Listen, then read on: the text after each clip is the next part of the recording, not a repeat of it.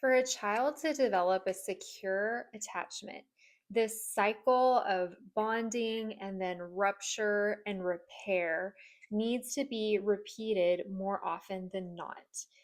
What happens though is conscientious parents, they hear about attachment and they hear about anxious attachment and avoidant attachment and ambivalent or disorganized attachment, and they get really afraid every time they make a mistake.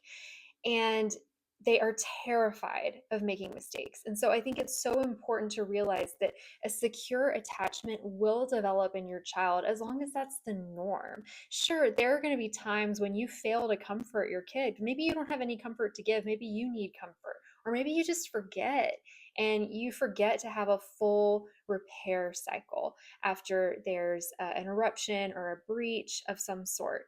Um, it's okay. Yeah, the demand is not to be perfect. But what happens is kids internalize the overall pattern.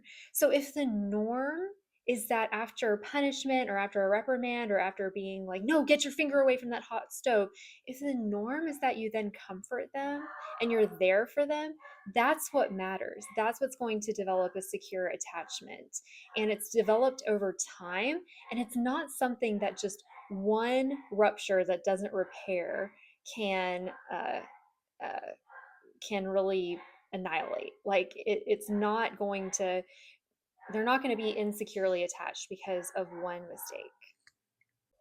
What can happen though is I think some parents can become so afraid of any feedback or any correction and can become really afraid of seeing, like, if there is a pattern that could cause the kid to get insecurely attached.